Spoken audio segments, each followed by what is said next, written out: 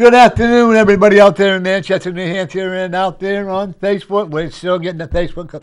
We have the pleasure of the Honorable Richard Girard, who is a candidate for mayor, Republican candidate. Republican, yep. Is there any other party? Yeah, birthday party. There you go. We're going to make this. Unfortunately, he can't stay for the whole thing, but we're going to try to keep it as long as we can because he has other commitments. Yeah, it have to be somewhere by 5. And my friend Dave, you want to tell him who your last name is? Balchunis. Yeah, he's also a reader. He's now a New Hampshireite. Oh, welcome. Recent transplant from you-know-where. The good kind, right? The one that wants to help us stay in New Hampshire and not become something else? Exactly. You got that right. Well, welcome. Welcome. Thank you. And we have the honor of, you're running against Victoria Sullivan. Well, we're all, Victoria, myself, and the mayor are all in this non-partisan primary, so we'll all be on the ballot in September, and the top 2 will go on. And so the way I look at it, Norm, is I'm not running against Victoria or even against the mayor. I'm running for the office, and that's pretty much how I've structured my campaign. Well, I mean, listen, it's just the way I look at it. And, to me, running for office is like applying for a job. So I'm putting my resume out there. I'm putting my credentials out there. I'm sharing why I'm qualified and what I'll do if. And that, to me, is, what people deserve in a campaign. And that's what I'm doing. Why are you running for mayor? Well, I didn't, when I retired my seat on the school board at the end of 2019, beginning of 2020, I really didn't have any intention of running for anything else. I was mentally and emotionally exhausted, physically tired. It was a long 4-year haul, especially the last 2 years when I was chairman of negotiations. So fast forward, this past September, I'm eating dinner with my wife and 2 of my 5 kids, my 2 little ones, because I got 3 off in college. Ooh, I'm glad I pay your bill. Yeah. And my wife just kind of looked across the table at me and she said, if you'd like to run for mayor, I'd be okay with that. And I went, huh? I get the confused dog look. And she said, yeah, if you want to run, I'd be okay with that. Now, she kind of jokes. She doesn't know why she said that. She almost wishes she didn't. But so then I started thinking about it, and I started actually getting phone calls from people, interested in my running. And then I started making some phone calls, and I came to some conclusions. One, clearly the city is not in a good way. No. Clearly, it's not going in a good direction, and you can feel it just in the city, walking around the city. There's a great anxiety, I think, about where we are and where we're going. And so the more I talked to people, the more I kind of came to the conclusion that the person who beats Joyce Craig is somebody who's got experience with the issues, and not just with the issues, right? Like experience from a number of different vantage points. I worked for a mayor. I was elected as an alderman at large. I was elected to the Charter Commission. I was elected to the school board at large. And so I've got very intimate, detailed knowledge of the city and how it works. I know where the bodies are buried. I know who put them there. And so if Manchester is going to turn things around, it really needs a mayor who is unafraid to propose changes, who is a credible threat to implement those changes, who knows the people, the players, and the issues, and understands where the changes can be made or where they need to be made, and people need to understand why. And I think I've shown that I'm sort of unafraid to put it out there and see what happens. And so I can take over that office on day one. I don't have any learning curve. I still remember the phone numbers that I used to dial in all of my different offices, right? And a lot of the people, believe it or not, there's been a lot of change, but a lot of the people are still there. So I just think for Manchester to turn around, it needs somebody who has ideas based on the experience that they have, is known to do their homework, and is willing to, to fight hard for the changes. Because not to bore anybody, but when I was in college, I was a political science major, but the focus of my college work was really urban government and politics. So I understand from sort of an academic area that Manchester is caught in what's known as an urban death spiral. And we can argue about how far down that spiral it's gone, but you do reach a point where it becomes no return. And, I think with the right ideas and the right team and just a willingness to get my hands dirty, I can help turn it around. And ultimately, Norm, that's a long way of answering your question, but that's why I decided to run, because I take a look at all that I've been fortunate enough to do, all the experience that it's given me, the background that it's helped me develop, and I do feel a sense of duty, really, to come forward and say, here's why I think I can make it better, and make the case for people to to support that vision and that reasoning. And so that's why I ran. So you chose politics for the betterment of Manchester. No, Yeah. I mean, it's gratifying, I'm sure. Yeah, it is, but I'll tell you, it certainly hasn't. It's certainly not something I've made any money doing. No. Then you're in the wrong political yeah. And the time that one of the reasons why I left the school board is because it was taking up so much time. It was actually harming my business and my ability to earn the income that paid the mortgage and everything else. Oh, you didn't make $1 million a year? No. Oh. No. So no, I mean, I've never done this, I've done this for love of my community, not because I've made any money doing it. In fact, over the years, it's cost me a lot of money because this kind of stuff takes time. And when you're self-employed like I have been for 20 years, time is money, quite literally. So. One of the things that you said you're the fourth generation in Manchester. I am fourth generation Manchester. Yeah. How awesome is that? Okay. Yeah, and my kids are fifth generation, obviously, and sort of feeding into my thinking here is, this fall I'll have a senior, a junior, and a freshman in college. Oh, wow. And none of them are talking about coming back home to Manchester to live, work, and start their families. I'm not saying they won't, but they're not like, I can't wait to get back and start. And so there are a lot of things here that are not right. The homeless issue is out of control. I don't mind saying that our schools are beyond the point where you could say they need improvement.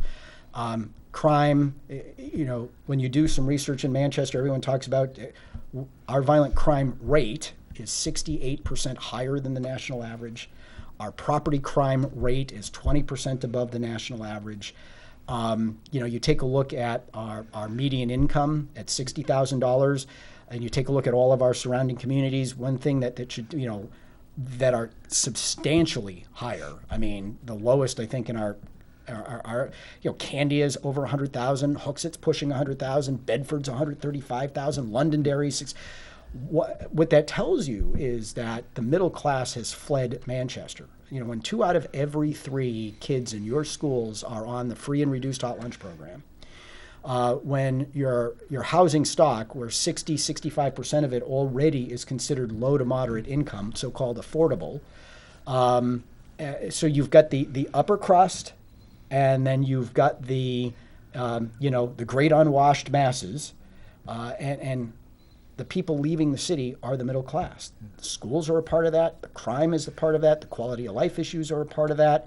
And if if you make a healthy income, why would you come to Manchester to buy a home and raise your family when you could go to the quieter suburbs that offer more of the kind of housing and the different amenities that you want? Manchester dangerously out of balance demographically. And we need to address that. And it's not popular to be, I'm not against affordable housing, but I am against more government money, more government programs, and expansion of government efforts to dictate to the market or provide incentives to build more and more of this stuff that has already drowned the city in poverty. And I've been broke at points in my life, and arguably with 3 kids in college, I am right now. But you wouldn't change it. No, I wouldn't change it. But so I'm not, quote, against poor people. But if you want to be able to adequately provide the services that people who struggle financially need, you can't have a city as dangerously out of balance demographically as Manchester is, because the resources that the city needs in order to be able to provide those supports in those troubled neighborhoods or in those schools that have got 90% of the kids on free and reduced tolerance, the ability for the city to provide those resources shrinks every time a middle class family either says, I can't deal with this anymore, I'm leaving, or, we hear about Manchester's hot real estate market. Well, what everybody needs to know is that includes Bedford, Goffstown, Hooksett, Candia, Auburn, Londonderry, Merrimack, Litchfield, the surrounding areas, because they look at the whole area, not just the core city, right? And so who are those towns picking up? But those families that have the six-figure incomes, that are looking for the single-family home, that are looking for a little breathing space between the houses, and Manchester is not an attractive option for them.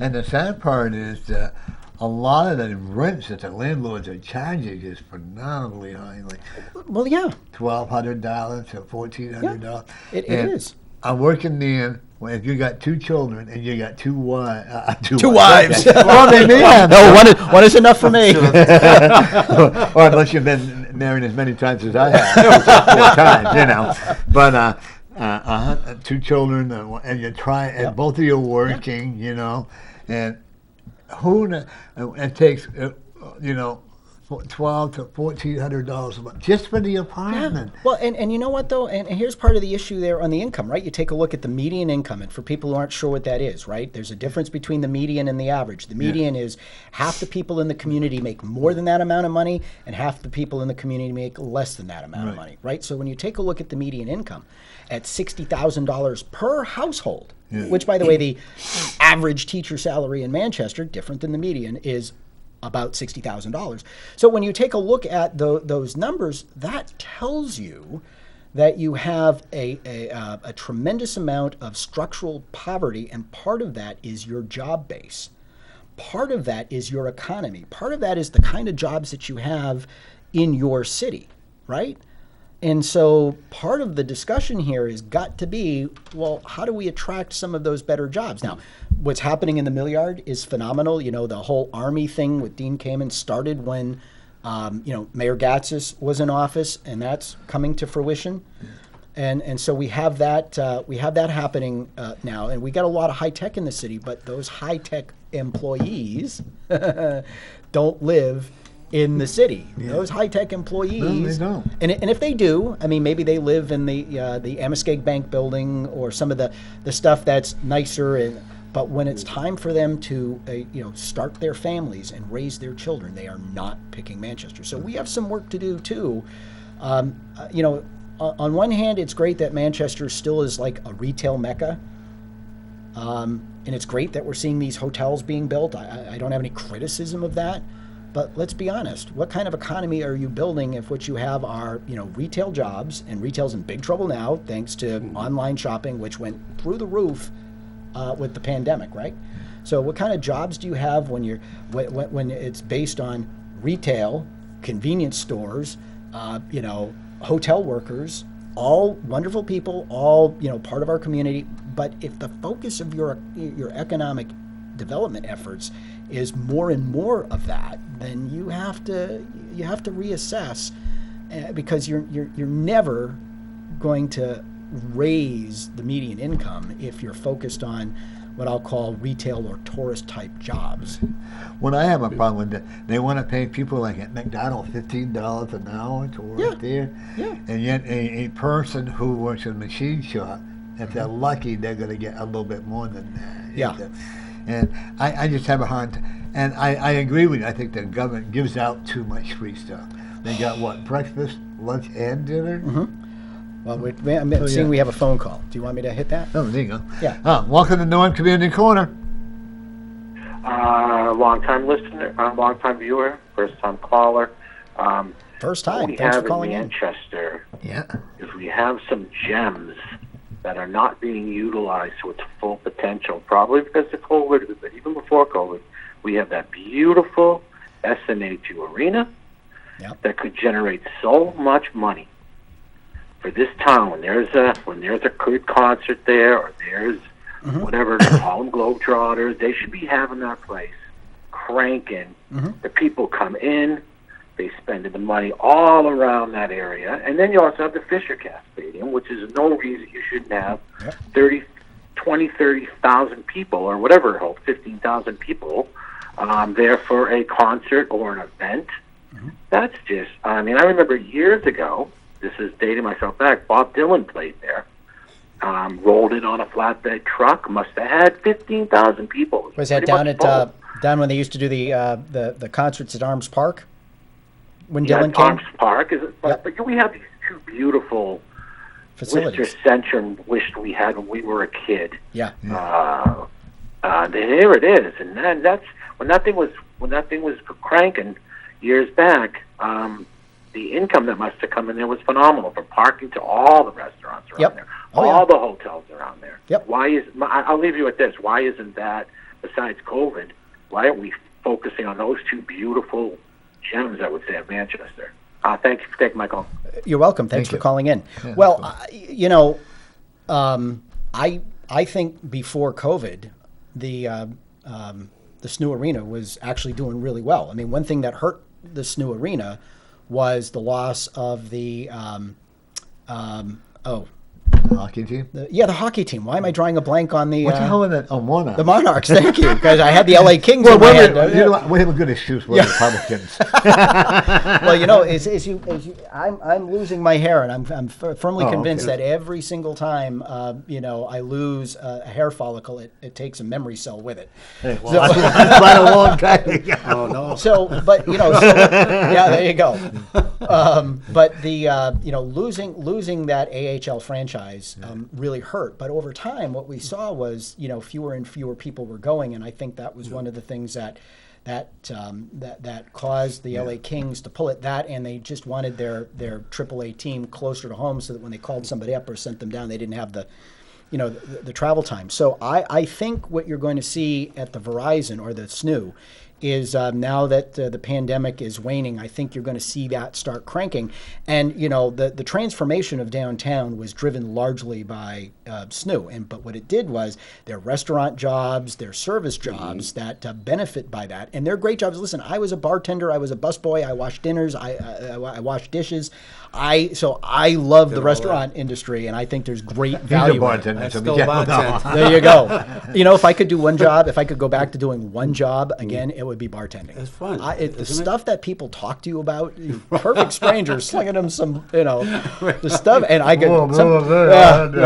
But it's amazing how much of a friend you become to people who are just sitting at the bar, and I could tell you stories that we'd be laughing our stuff silly. But and the Fisher Cats, that stadium's a little different. I think the Fisher Cats were actually doing really well. They were certainly outdrawing the Monarchs. At one point, could the Fisher Cat Stadium be used for more stuff? I think it probably could, but the Fisher Cats, as I understand it, are somewhat protective of the turf, of the field, and things that would interrupt, the quality of the grounds. But I think with the pandemic gone, you're going to see those things come back. I know there's been attempts to try to get another AAA hockey team in. It is. It's a different level of hockey than what's there now, with due respect to what's there now. But I also think that part of what you've got to address is people's comfort level being downtown. The homeless problem, and I'm going to call it the homeless vagrancy problem, because I do not agree that we have homelessness because of the high cost of housing. Okay. No, the vast I majority agree of the vast majority of people who are on the streets are there because they're mentally ill, or they're drug addicted, or they're a combination of the two, or they're just making a choice on their own to be in a place where they don't have to follow any rules. You don't have anybody telling them what to do, when to do it, et cetera, et cetera. So I'll call it the homeless vagrancy problem, the crime problem. It makes a lot of people uncomfortable. I will not let my wife or my kids come downtown. I mean, I don't live that far. I could walk downtown. Okay, I'm going to give you. I live on Orange Street. Okay, so I don't live in one of these fancy North End neighborhoods. I live. So you work in a working class area. I do, actually. I'm between Linden and Russell on Orange Street. I used to work in a group home on Orange Street. Probably a little closer to Elm Street, right? So in my neighborhood, right? I I've had federal marshals and the county sheriff surround a place looking for a wanted fugitive, across the street. The Bearcat in the 10 years that I've lived in that neighborhood has been there half a dozen times on busts and raids. I've taken aldermen around my neighborhood, shown them where the drugs are being dealt, et cetera, et cetera. So I'm the middle class guy who's willing to live in a neighborhood like that in a 2-family with a 65-foot wide lot that's 100 feet deep. But I'll tell you what, it gets old when the dirt bikes are peeling their tires out at 3 o'clock in the morning and the cops don't come. It gets old when you have to keep dealing with the drug dealers. It gets old when, people with out-of-state money, buy a property and illegally open a so-called sober home. Let me tell you how much fun those things are. Yeah. I'm sorry about that. That's all right. Go ahead. No, it's not. It's I thought that was off. But when you have and all of a sudden you've got 11 people living in a 3-bedroom, 2-bathroom house as a family, and what it brings into the neighborhood, it's not fun. And so when people talk about why the issues with, if we don't get a hold of those quality of life issues, then the city is lost. And you can go to GirardForMayor.com. I've put plans out on how to deal with the homeless vagrancy problem. I've the schools, radical transformation of the schools that isn't going to cost, by my estimate, using their own facility study, $500 million, which is what the mayor's behind for a new high school, shut down all 3 high schools, build a brand new. I'm not in favor of that at all. You know what the craziest thing about that is? Okay, they're going to shut down West Central Memorial, right? Why? Because they say our buildings are too old to be useful in modern times. Thank God they didn't think that back in the 90s when people were saying the same thing about the Mill Yard, right? Mm-hmm. Look at the Mill Yard today. With a little vision and leadership and a willingness to do the hard work, look what you could have, right? So West Central, too old to renovate for modern purposes, except we're going to renovate Memorial to be the new MST. Yeah. We're going to renovate MST to be the new preschool. We're going to renovate the PA building to be an 800-seat specialty school, the Classical Arts building to hold other programming plus the district offices, and then we're going to build a 3,500-student school somewhere at a cost of $262 million. All of the whole $500 million, $35 million. And you know what the funny part about that is? They're going to build 5,300 seats for high school students when we barely have 3,800, and their own demographic study is projecting another 12% decline over the next 10 years. Who in their right mind thinks that that is a good use of money when for a fraction of it, my plan, again, GirardForMayor.com, okay? It's all about empowering, believe it or not, the teachers in the building, the parents in the community, and the businesses, the universities, and other organizations through laws that the state of New Hampshire already has that nobody knows about to actually create options that will say to parents, whether they're sending their kids to Manchester schools or not, and over 20% of the school age population in Manchester, over 20% is choosing a non-Manchester school. Whether they're being homeschooled at a charter school, in a Catholic school, or in another private school. Over 20% of the kids in Manchester who could be going to Manchester schools are not. So what's that tell you? They're choosing, there's that evil word in education, they're choosing to go to a non-Manchester school. Well, what if we said to our individual schools and the individual teachers and principals in the schools, you are our professionals. You understand the needs of the students you serve. You have certain strengths, you have certain talents, you have certain passions. Why don't we let you come up with the educational program that will say to the children and the families who are interested in this that they can go to your school?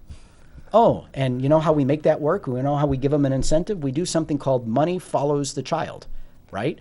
So we spend X number of thousands of dollars per student per year in the city of Manchester, right? What if Smith Road School up the North End had a program that some parent on the west side, my home turf, that's where I grew up, I want my kid to go to, okay, so Smith Road School successfully attracts that child, and that child comes with money. So there's an incentive for the educators to create, and there's a reward when they do. And gee, nothing says accountability like getting results and keeping parents happy, so their the children keep going to the school, they keep coming with the money. That's the basic concept of the plan, right? Because Manchester is a 21, 22 school district, can't compete with the more nimble, more focused, more agile, smaller schools that are peeling away kids by the thousands, literally. Well, CRT's doing that. Oh, don't even get me started on critical race theory. That is, I'm just going to say, that is evil. And you know what the sad part about it is? I'll tell you what. Not to draw attention to myself as a candidate for mayor, but can you think of anybody else that's running for mayor who has publicly opposed CRT? Let me, sorry, I don't know why this is doing that. Just a little, I am an insulin-dependent diabetic, and this thing is giving me some kind of warning, which they're often they're often inaccurate, and unfortunately, this thing is telling me that I'm at a low point, which I'm not. So it's a new sensor. Anyway, so we have so why not provide options, right? Why are people choosing non-Manchester schools for their kids? Simple, because they believe they're going to get a better, more appropriate education for their child. So there are options out there, and even within the school district, right? What's the only high school that you can't fire a cannon through without hitting somebody? MST. MST is the only high school in Manchester where kids get to choose to go. It doesn't have an attendance district. You can fire a cannon through West Central or Memorial at any time and not hit anybody, but you can't do that with MST. Why? People have to choose to be there. It has a unique program that kids want. So why aren't we letting West Central and Memorial or any of our other schools let their faculty say, you know what, I have expertise in this, and that expertise will help meet this need, and develop the programs that parents will say, hey, I kind of like that.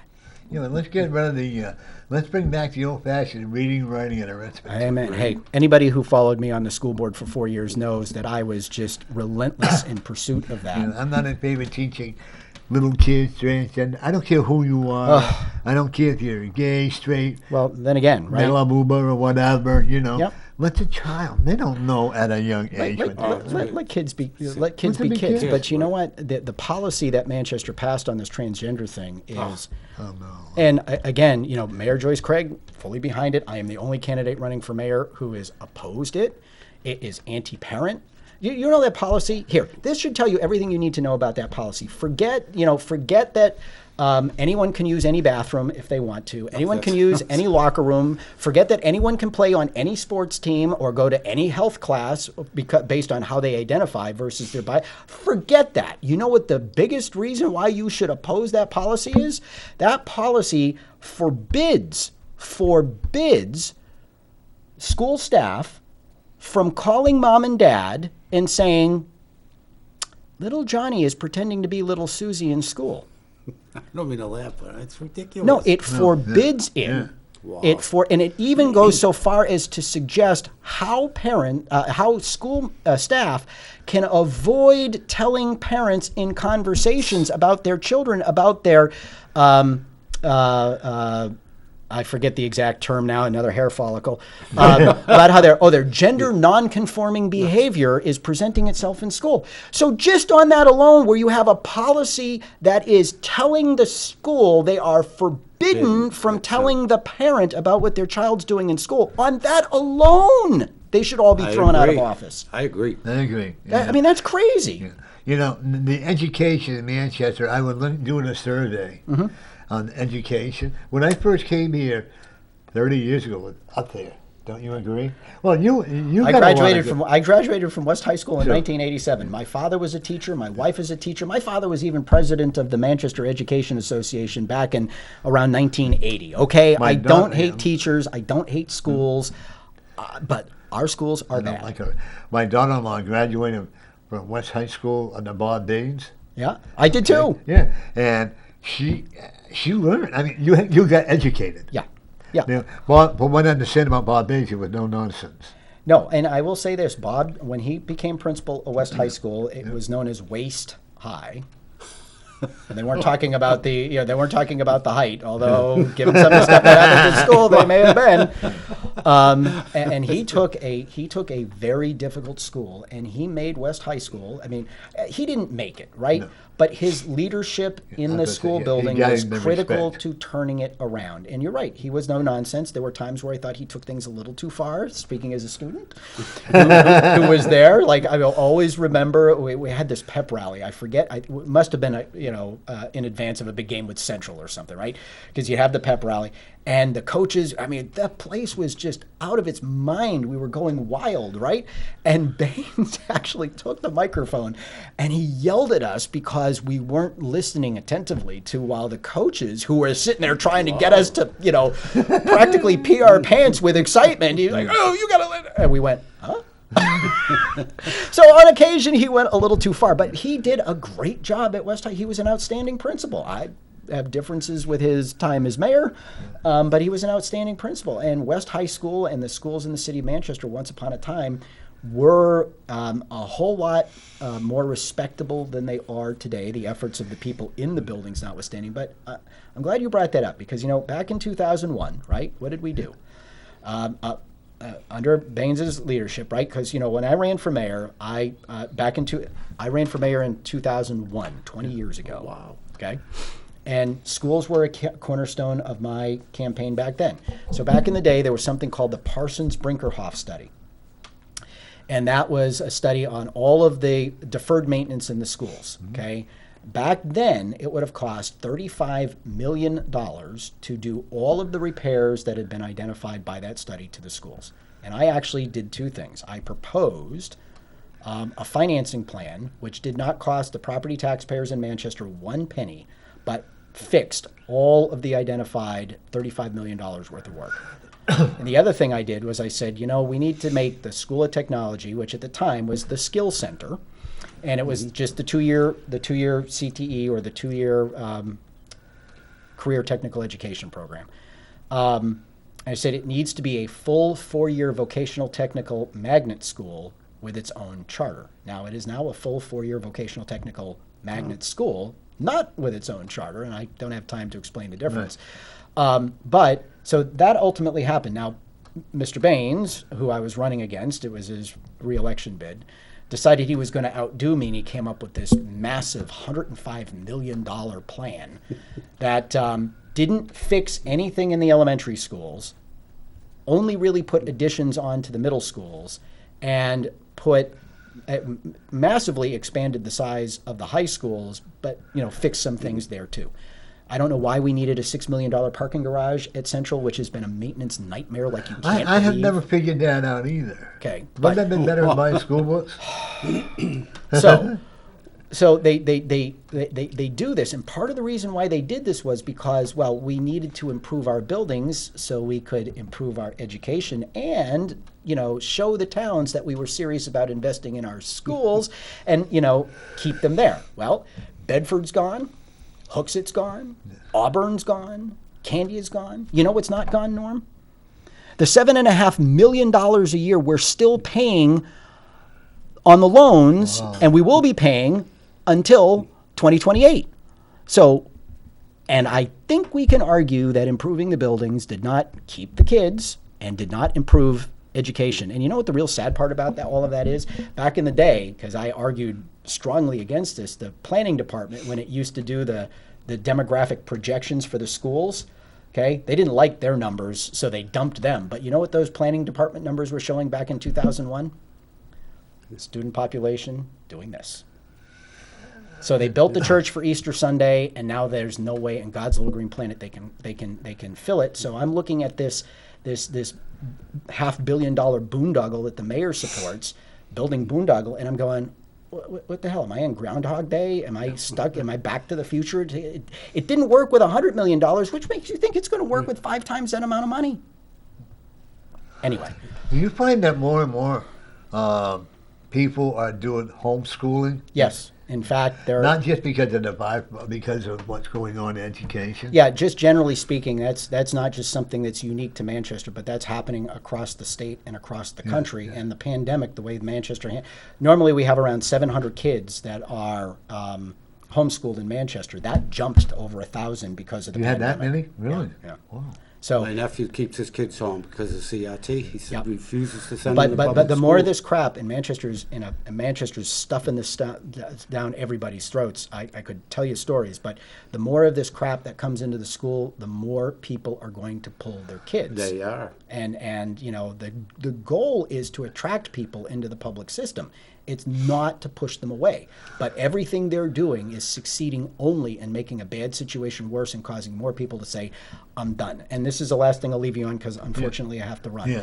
Well, you're going to come back on again, right? Yes, I am. All Thank right. you. I will gladly come back on. I will text But, you when I get home. You're going to come too. I know teachers in the Catholic school system, including my wife. There was an influx of kids that hit the Catholic school system, not just from Manchester, but from a lot of the surrounding towns.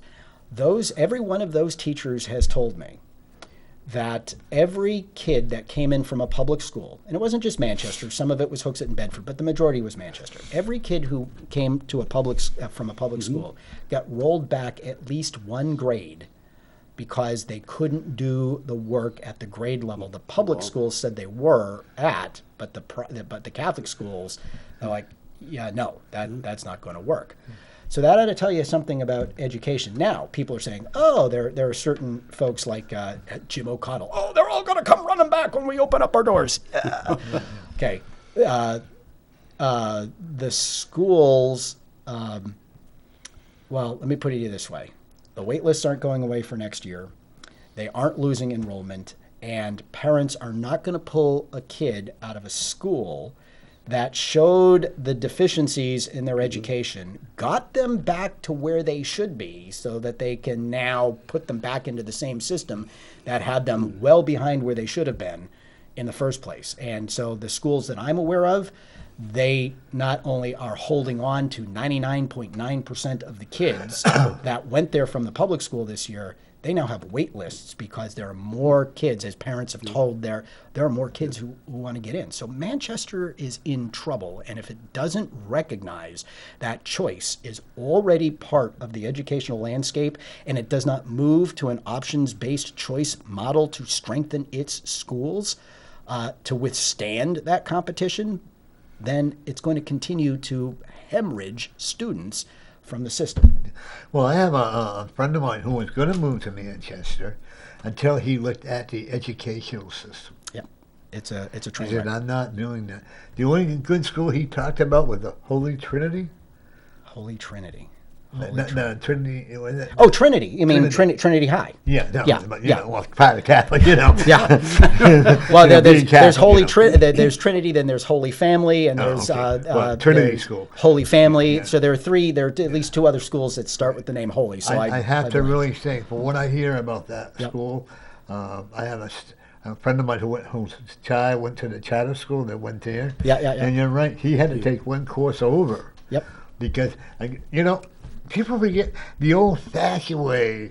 If I didn't behave, I knew what it was to get in trouble. Well, and, my wife is an elementary school teacher. I can tell you, she uses phonics. She teaches words. She's teaching them how to diagram sentences. She's doing That's what I all of learned the stuff when that I was a kid. succeeded, and none of this other I'm stuff. down. So So Norm, Yeah, indoctrination. okay. Well, Thank Richard, you, want to tell gentlemen. everybody before you leave here? yes, GirardForMayor.com is the website. That's Girard, Girard, GirardForMayor.com. There you can see everything that I've proposed to date. There's a news page that will show you, statements beyond the issues that I've made. There's a contact page, donate button, like that one. Hey, I just got to say, is there a Yes, donate button? There's there a too? donate button. There's a contact page that can show you where the types of volunteer help and stuff that we're looking for. And the issues page has what I have released, and it shows you what I will be releasing. And by the time the filing period hits in July, that page will be completely full. My whole platform will be out Oh, there. you're not filed yet? Oh, we don't file till July. Oh, Yeah, we don't file till July. that's your head start then. The primary is September 2nd. The general is the primary is September 21st. The general is September 2nd. And so, it's all at GirardForMayor.com. By the time I fill out the paperwork, my entire platform, which I'm releasing plank by plank, the entire platform will be done. So you'll know exactly where I'm going and why. Congratulations, more power. Good luck to you. Thank you very much. I'm going to be putting my name, I think, on the alderman list. Ward 11? 12. Ward 12? No, Ward 11. you're Ward right. 11. Barry, 10. Ward 10. Yeah, Barry. Bill Barry's Barry, ward? yeah. Yeah, there you go. Ward 10. I can't be him, but I can. But you know what? If I don't try, I don't. Yeah. Okay, you give people a choice. Yeah. All right. Well, thank you, gentlemen. And you too. Appreciate it. Thank you. Nice I'm gonna meeting you. contact Great you again. vision. Nice, Thank you. bright vision. Thank you very much, and I look forward to coming back. All righty. Probably All in right. a couple more, maybe 3 more weeks. I'll let you know. Okay. All right. Okay. You know how to reach me. Everybody, Yeah. this is. Thank you to the thank audience. you. This is our friend Richard Girard. Gerard. Hey, I pronounced the name right. Usually I call him Fine. something different. That's unusual. I mean, different names all the But time. anyway, yeah. so listen what he has to say. Have any questions the next time he comes on? And you can even text you or Facebook you questions or whatever. And, you can, Gerard Go at to your Large and website. Gerard for Mayor on Facebook. They can reach me there. They can contact me through the website. If you send me an email through the website, I will respond. So that's, yes, I will I always actually get have back to heard among compliments about you how you do actually. Kind of hurts me to be nice, but how you have always responded to your constituents. Yeah, I That's a mean, big word. yeah, they did. Yeah. No, Oh, my bald spots. no, I did. I did. I mean, if People, I've got to give you a compliment how people have. Believe me, I talked to a lot of people before I had you come on. oh, well, terrific. I think you need to kind of know what the public thinks before you go on. Of course, with my own ideas, I could care less what people think. My show is my show. I've been doing it for 21, almost 22 years now. Yep. And you know what? Every day I love it even more. Well, that's terrific. Thank God for the public access because you Indeed. don't know. Oh yeah, and you all can catch me at on Gerard at Large from 7 to 8 on Thursday nights. That's when it runs live, and I got to get out of here because Yeah, I got to get across right. town before 5. Okay, you said 7 to 8? 7 to 8 on Thursday nights. Okay, you got that, folks. 7 to 8, Gerard. You can right. watch it live on channel 23. 23. Thank you all. Is that a call-in? Yes, of course. Good. Okay. Good luck now. Thank you. And I apologize for the rudeness of my phone. Oh no. Listen, that one's really That interesting. was. Didn't know you were going to be back in the political field, did you? Imagine that. And I spoke more this week than last week. Yeah. So, Well, but that was he's got quite a nice bright right. Now I'm going to outlook for the city. Well, one of the which things is is, see, nice. I try to stay neutral. I want to bring my friend Victoria Sullivan on next. Because I've invited Craig, the mayor, but she don't want to waste time, so that's Well, okay. you know how they are. Oh, yeah. So I want to get everybody's opinion on how they feel. I just run into that guy who calls me. I am so tired, Dave, of being called a racist. I'm so tired because I don't agree with all the things that Black Lives Matter. I don't believe in the Well, violence. That's why you shouldn't even, it's not worth No. the energy in one no. breath because of that. If you don't agree 100% with them, it's just like when he was talking about the kids. They're second grade. No, I know my name's Danny, but I'm Debbie. Yeah. No, you're Danny. And, it's the indoctrination thing. It just turns people off. But if you don't agree with them, Oh, all hell kicks right, loose. that's what it is. Then you're a racist, and you're a homophobe, and, excuse me, I almost forgot you were a white supremacist. Oh, yeah, that Don't too. forget that Yeah, one. I'm bigoted. Right, yeah. But you know what people forget is that, and I told this gentleman who's going out the door, you can call me all the names you want, but I know who I am. That's exactly You know right. who you are, Yeah. too. And I don't have a guilt I mean, conscience about it. well, the stuff I get on Facebook, that's what I tell them. I go, yeah, because I don't agree with you. I have a valid point, so attack me. Right. And the one thing that you and I know what it's like to be prejudiced against. Mm-hmm. Yeah. Oh. Okay. I have my hand on the mic. Well, I got my ball. The way you jumped, made me jump. Yeah. Wow. But one of the things that I got to remember to keep my hand because it's so sensitive. But the one thing that we are all people. We're all people. I don't care and we're all lives matter. And when it's a tree or whether it's whatever, be who you want to be.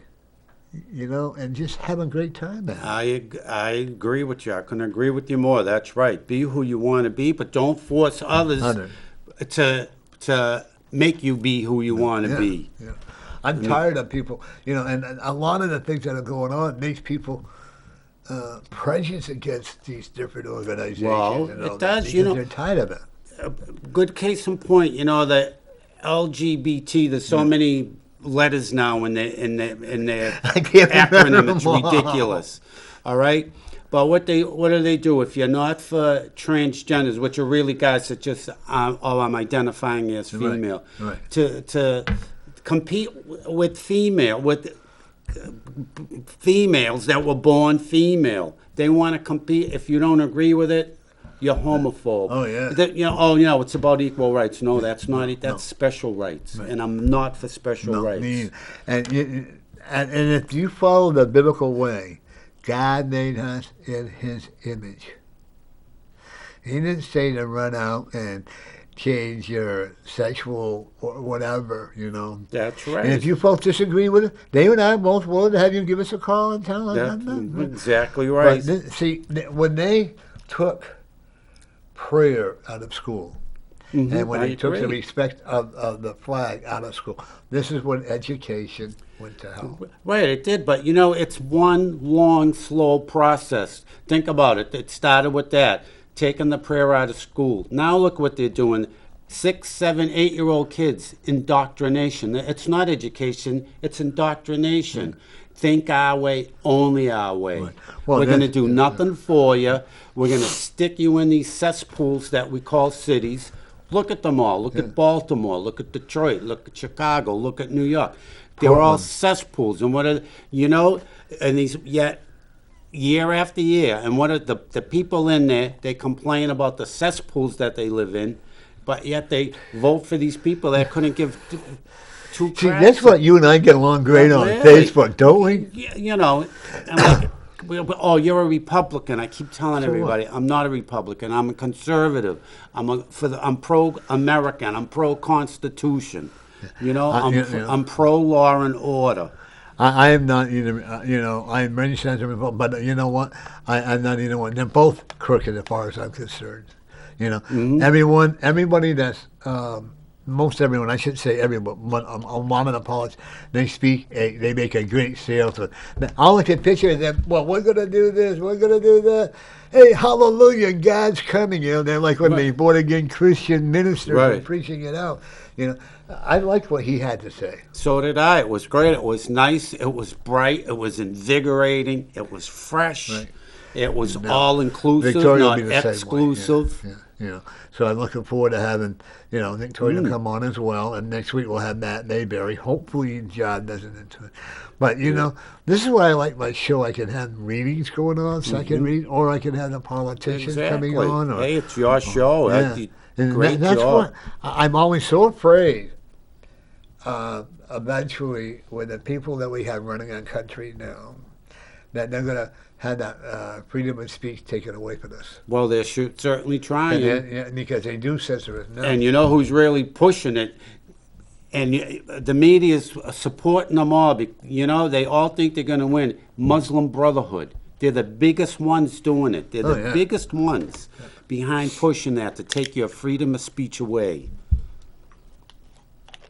And I blame the people who continually revoke Biden, over 40 years. What's her name, Pelosi, over 40. These people. It's ridiculous. Right. And in America, in its time, this is cool. I never thought we'd do a political show, but that's okay. But whatever, I'm letting the spirit run the show, by the way. Hey, you got 2 new hairs on top of your head. Imagine, I know. Yeah. Unbelievable. But one of the things that I am concerned about, and I'm scared for the children growing up today. And me. I know my mom used to say to me, I'm scared when you had children, what she was. And I literally am scared today. I didn't know what she meant until I see what's going on. You can't correct your children. And the kids are being allowed to destroy stuff, And I'm not saying all the parents. I think that 99% of the parents are great parents. Right, I agree. Okay. I also think that they need to keep they need to keep the government out of how you're going to discipline your children. In Massachusetts, you can get arrested for smacking your child on the butt. You can. Yeah. I That's can assault. remember my niece. I'll never forget. My sister was reprimanding my niece, and I'll never forget it. I'm over, and my niece says, "This is years ago. She was, I don't know, 10 or 12 years old. Ma, keep it up. I'm calling the cops." I always remember that. My granddaughter Imagine. did that. Gonna call the police. Imagine. Keep it up. I'm calling the cops. Yeah. Which made my sister go more ballistic. Oh yeah, and my granddaughter, and kind of backfired on my granddaughter. Folks, and that's it. Okay. Welcome to North Community Corner.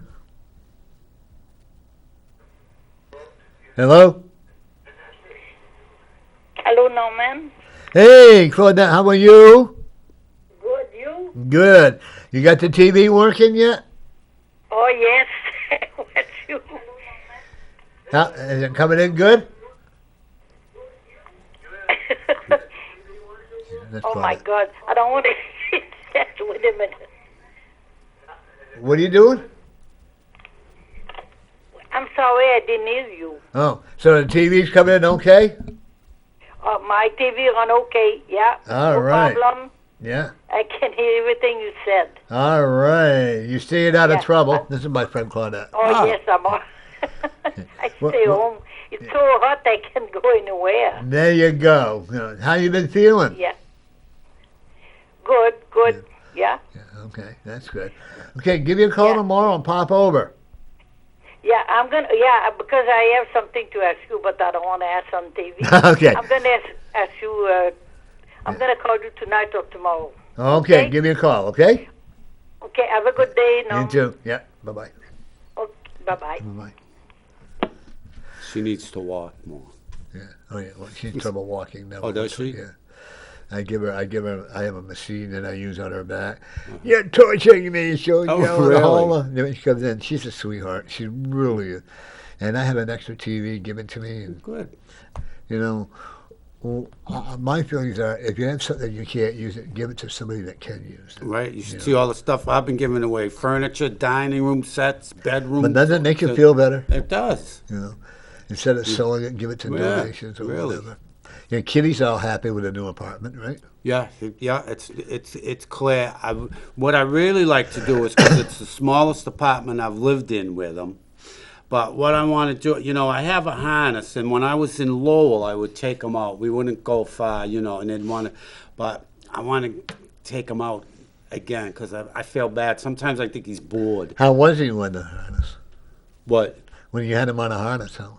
Well, we'd go out, he wasn't sort of really happy with it, but, I mean, it got him out and got him active. We got you and walking. stuff.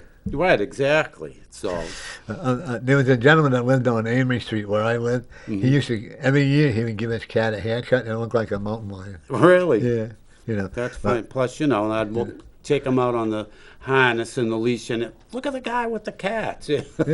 Well, you don't see it very often, Right, know? you don't, like right. that, One of the things that I'm looking at without using the cars is, man, we haven't even hit rock bottom in this country. Well,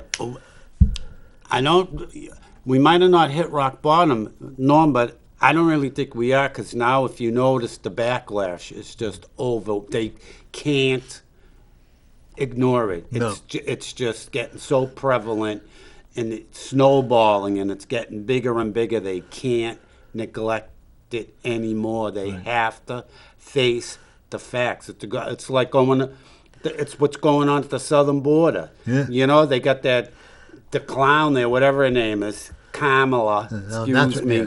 She's supposed to be the head of it. She hasn't been there yet. Right, and what did she say finally the other day? Don't come. You're going to get turned away. Well, did you see what happened in Guatemala? Well, I heard they told her to go home. Good for, come on, it's a joke. I will not ever say I'm not a Trump fan because I am a Trump fan. I mean, anybody who sees me on my show, and you Yep. know that too, Right. you know, because he fought for justice. If Biden was actually fighting for justice, I would back him. Well, I seen him 3 times down here. I went to 3 of his Did you see- rallies. Oh, I saw Yeah. him down here. We probably I saw went each other. right, Didn't even 3 know times. it, you know? I went to 3 of them here. Yeah, yeah. One of the things that and that's one thing, you know, I don't want us to have to lose our right to vote, which is going to be happening if we're not careful. And don't want people to lose their Second Amendment right. You know, Right, but they just got defeated in California, which they're really shocked. Their ban on assault weapons was ruled unconstitutional. Yeah. They're up in arms over there now. But the other HR1, that's getting backlash. That's unbelievable. I think even if they pass it, they got these 2 jokers here voting for it. You know, and what do they do? Of course, you know, the media is their propaganda tool. And let's face it, right? Nothing but propaganda for them. And what do they tell you? Oh, the white supremacists, they don't want you to vote. You know, they're taking away the democracy. No, HR1 is what's removing democracy. and if you and I don't agree, like Right. the guy that was out there, and if we don't agree, then we're prejudiced. Well, the racist. liberals, they're supposed to be liberal, but if you are, like you and I, liberal, if we have our own minds and our own opinions and our own visions, you know, we're racist, we're misogynists, we're white supremacists, we're Nazis, we're KKK members, we're anti-democratic. Oh, please. And you know what? I had several people say that I cannot be a spiritualist if I'm a Trump fan. My business increased. Wow. You know, but somebody that comes out with that, your spiritualism opens up even more because it's so positive and uplifting and inclusive and, you know, loving as opposed to... You know, the one best thing that I've had happen the last 3-4 months is when I had the surgery done. I mean, nobody wants surgery, let's be honest. Right. But what I have to say about it is that ever since I've had that surgery, I had more energy, and I'm walking more, and I'm excited because out in the back, Scott and I rebuilt the yard out back. The Nice, lawn, yeah. And now we have a bird feeder out back. Oh, wow, I love bird feeders. And then we have the out front, and I believe the flowers are healing. They are. Okay, we found the tree. Scott found the tree. Took a bit of new flowers that are coming off this kind of a tree, and it's beautiful. Yeah. You know, if people instead of, you know, let's try to destroy America, or let's try to destroy Guatemala, or let's try to, how about if we just all rebuild? Let's rebuild America. Let's rebuild all these other countries. Let's look at the beautiful things that we have. Excuse me. That's right. Education, if you want the education, you can get it. You know, let's make education affordable for everybody, not just, I mean, when the lower class people that are, you know, get help, they can get help from the government. The middle class are the forgotten class, as far as I'm concerned. They are. You know, the high class can do whatever. Well, Nostradamus says that there'll be no middle class. It'll either be poor or rich. That is falling into that. Okay? Well, not far to go. I still think there's going to be such pushback that's going to be quite a while. Right. Oh yeah. You know, I'm not going to say Republican. I don't want to label any party, but the people were the Republican, because there's a lot of Democrats supporting Trump. I'm going to tell you now, folks. You better be prepared for the rocket to explode up because Trump is coming back. You know, Trump or somebody that's going to represent Trump. And, you know, they say in the Bible, every knee shall bow, you know, and it's coming that way, you know. When Biden went against Russia, now all of a sudden he kisses Russia's buttocks. You know, and giving a new pipeline contract to them while our people here are being neglected, you know. And the thing, I am so tired of hearing about the coronavirus. We know it's real, but you know what? It's a moneymaker. That's all it is. Yeah. You don't hear about, you don't hear anything more about, let's get, how can we fight cancer? How can we fight diabetes? How can we do this? How can we do that? How can we make you and I will make good politics, maybe good newscasters. Right, How can I we agree. make the medicine affordable for people who don't have insurance, number one, or just can't afford it, even because a lot of the insurances don't recognize the medication, or if the doctor, or you got to be in a certain, like with an HMO, you're going to be in this certain party in order to get treated by the certain doctors. And, Right, in their network. yeah. And if you're going to pay for a lot of money for insurance, we should be allowed to have the doctor that we choose. I was lucky agree. with the insurance that I had that I was able to. Right. And I have the same insurance. It is yeah. good insurance. Isn't it great? It is. And we should, and like people don't realize that this person I know was telling me how her insulin doubled in the last Well, year. thanks to the administration, what else did they do on day one? Close the pipelines, and now what's he doing? He's buying oil You're off Iran. Yeah. It doesn't make any Off sense to me. Iran. People that say death to America, he's supporting them. It makes me think he's part of that. Well, they Yeah, is. they They, are. you know, they it's all part of the. Well, it's nothing more than the Obama's third term. It's to Right. destroy America. You know, they think, and it's all about the the new world order, which is never going to happen. Never going to happen. If we get, if people, I don't care if you're what nationality you're from, I don't care wherever you are from, we need to all unite. If you live in Africa, if you live in China, if you reunite and get it organized, get rid of the bad examples. Right. Okay, wake up. When I saw the children today going to school and they're wearing masks, and I see the teachers, all I could think of how communist ways of doing things, and this is what they want. Mm-hmm. This is what they want to have us so that that we're going to bow down to them. I'm sorry, I'm not a bower. Right. I know. It reminds me what they're trying to do now is the movie from the 30s, Metropolis. Oh yeah, Right? That's what they're trying to do. That's what they're trying to turn everyone into. And what are they doing? They're starting with first graders now. First graders. kindergarten. I mean, first graders. I was just reading it the other day. First grade, they're showing them a video how to masturbate. I Right. mean, come on. Yeah, or I have a banana. Like that's what a 6-year-old kid wants to do. I mean, really. Oh, I can hardly wait to go home and try that. Yeah, right. And that's the whole thing. Is I'm so tired of let a child be a child. Right. Reading and writing and arithmetic. Well, see, it's the progressive or the liberals or the American destroyers. That's their plan. It's separate them when they're young.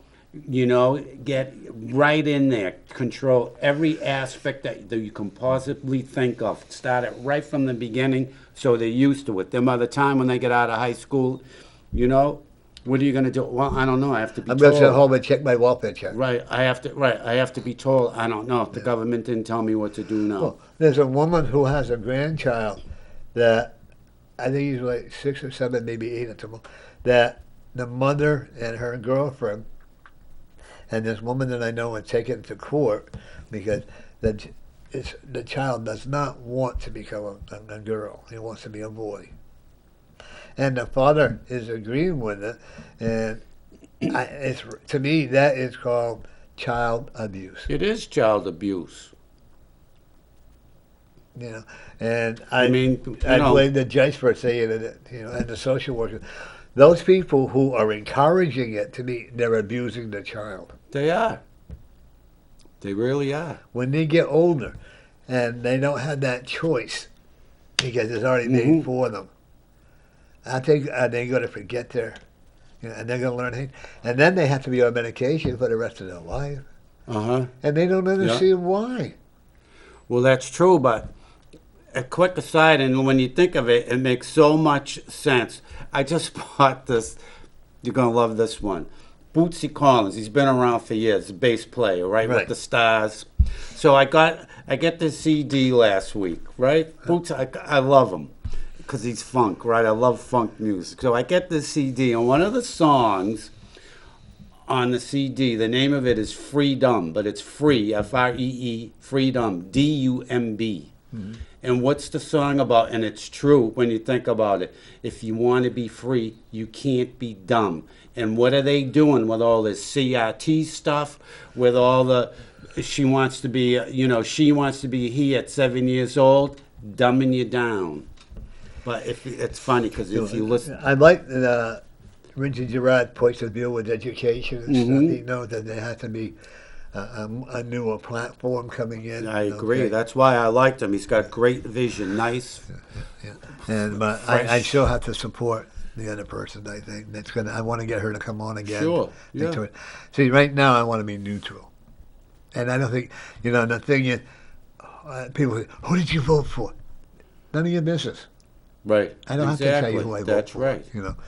Well, I wore a Great America hat. They wouldn't let me vote, but yet the guy wore a Biden mask. See, I would have said something. I know. I didn't know it until after it was up. Oh yeah. Had I known it, I that's a would have national. gone through. It's a federal Yeah. law. Had I known Yeah. that he was wearing a Biden mask, I would have Yeah. said something. Or I would have said, "Well, I'm still going to vote. Go ahead." And I think it's the same thing about with the campaign signs. They have to be so many feet away. Yeah. That's all. Yeah.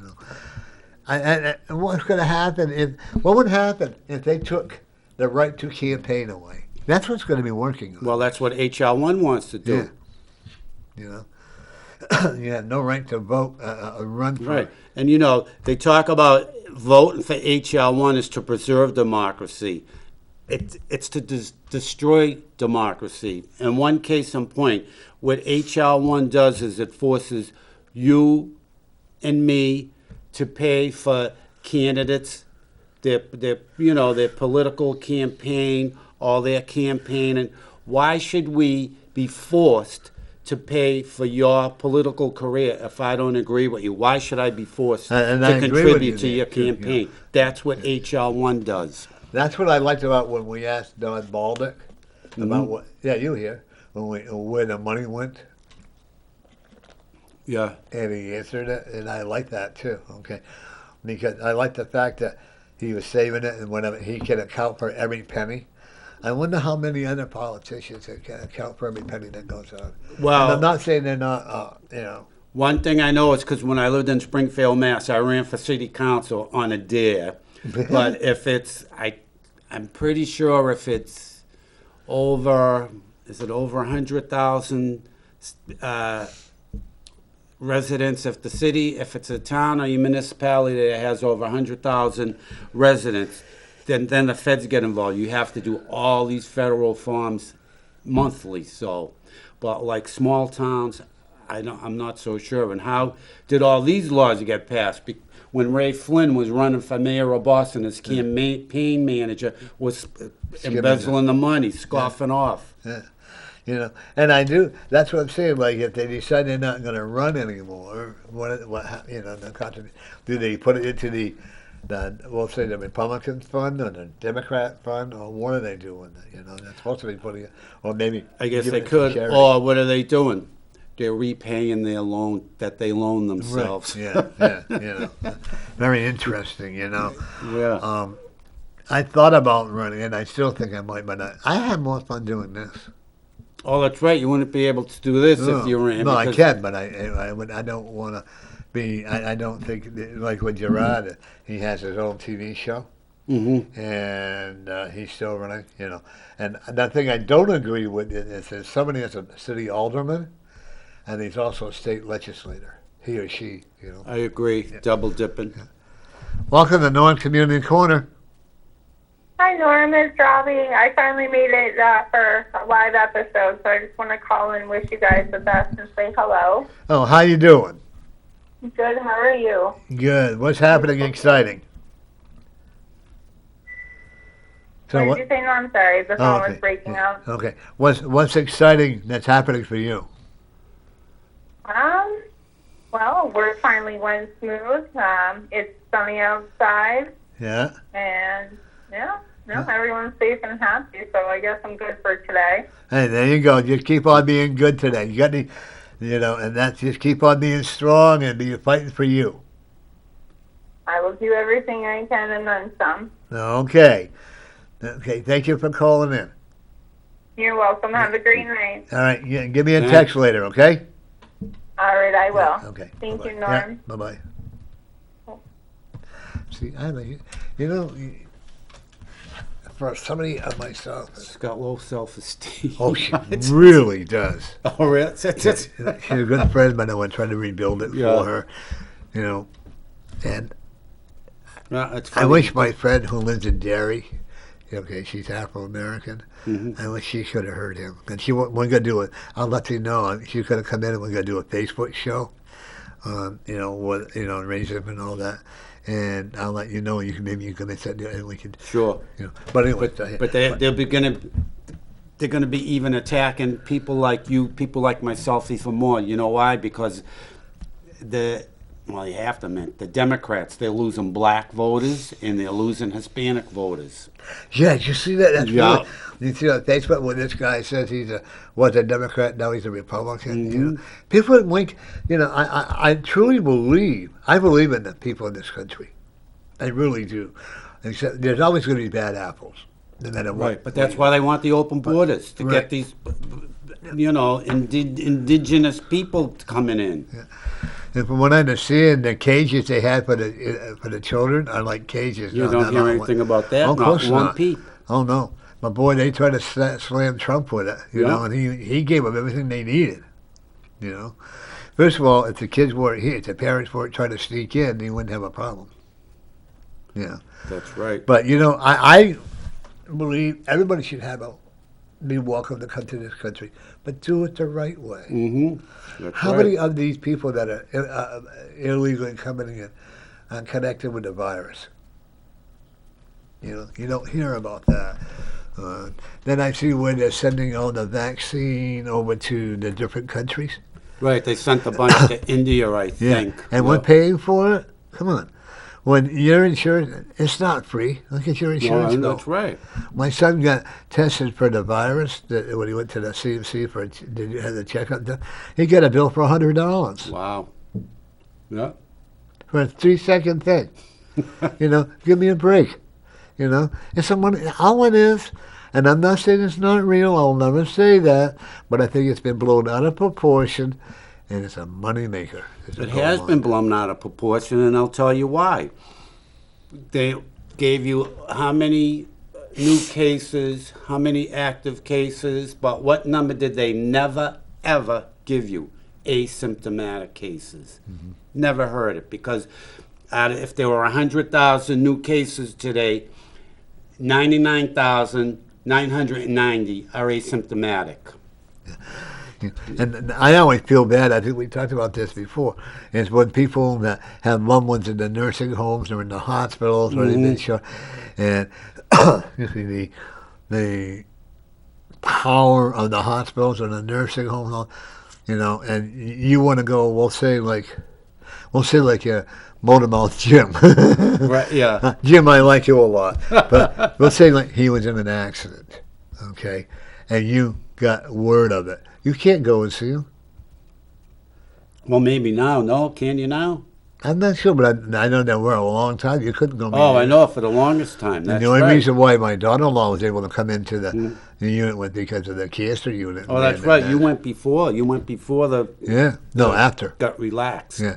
But and they had to wear that, and every time you go in, if you go in one way, like I forgot something in the car, and I had to go back and get that. I had the test, but I come back out. I said I just did the test. They did it again, so Yeah. So and the mask that they're a moneymaker. They are. Even when I'm not saying that the people who make their own, I think that's great. Then you got all these commercials that cost a lot of money.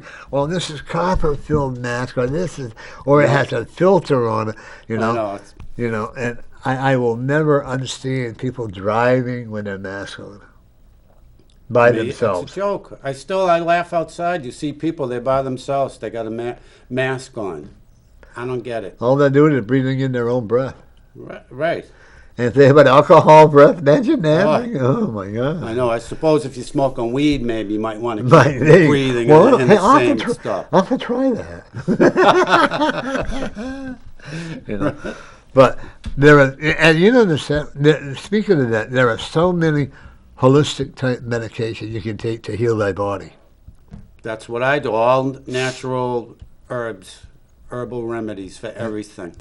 You know, the nurse gave me a narcotic for pain, and I still have it sitting in my cabinet. I refuse to take it. That was me when I went out the surgeries I've had. They give I'll never forget the last one. I had a mass taken off one of my kidneys, right? A little mass. So the doctor says to me, "There are any prescriptions, that you don't want?" I said, "Yeah." I says, "I don't give me any perks or oxys." He said, "Why?" I said, "Because I don't want to get addicted."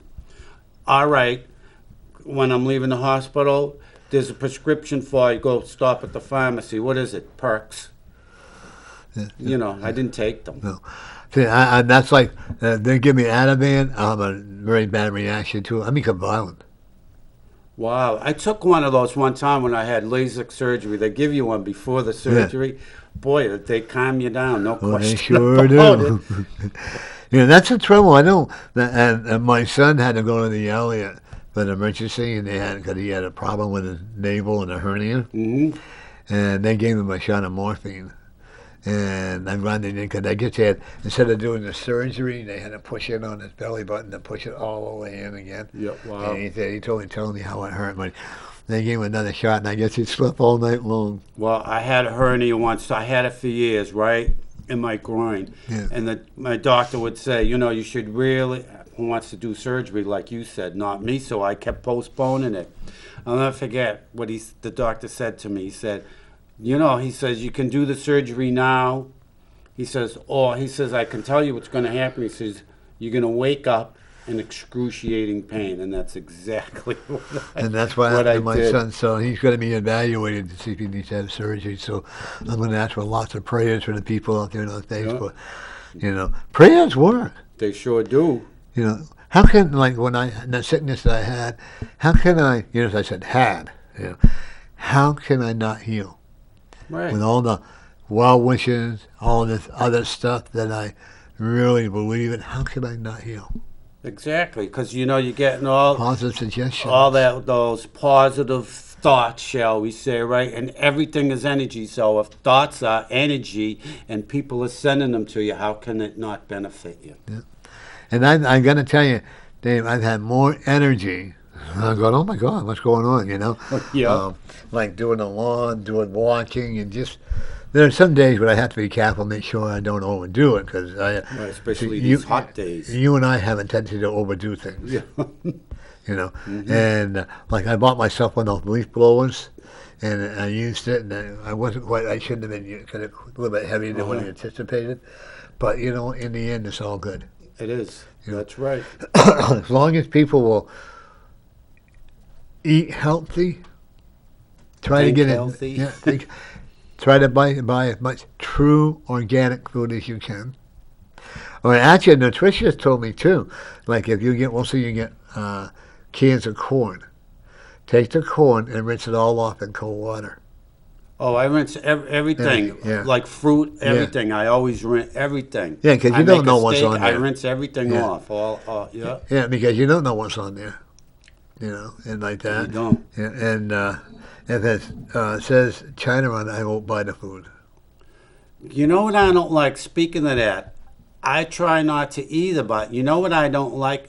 And before, I thought it was the law that they had to tell you now. Instead of telling you where it's made, what does the package say? Distributed by. I don't care who distributes it. Where's it made? I want to know where it came from. They don't tell you that anymore. No. I have a friend. You ever had goat's milk? I think maybe one time. I'm not a fan. Okay. I was going to say, my friend, when she brings me some goat milk, I'll bring you some. It's good. Is it? Yeah. I tell you what, I do you like love cheddar goat cheese? cheese. Yeah, I was going to say. Then I you like, love goat's cheese. Love it. as long as they don't bat at me, I'll be okay. Or chase me down the highway, we'll be okay. But I do not like lamb. I cannot eat lamb. Ugh. Oh, I like lamb. Yeah. But, and that's what's so great about this country. We have our choices. We don't have to have something that we don't like. So far, yes. Yeah. I've been, every once in a while, I'll get on a splurge where I'll, have all the sweet stuff. Mm-hmm. And Scott must have felt sorry for me because I'm not supposed to, but I did anyway. I have. You like Mounds candy bars? I love those. Are they awesome? They are.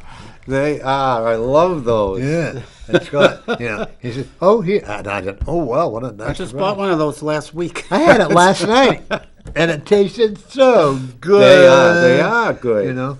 Scott here, and it really did. It tasted so good. I wanted another one, and I said, "No, I can't go overboard. I don't need to go into a Right. diabetic coma." Exactly. Yeah, I try not to eat junk food. Yeah. Although, That's plenty of time. Just getting things ready. my downfall, I try not to eat junk food. Although one of my downfalls is Cheez-Its. I love You Cheez-Its. too?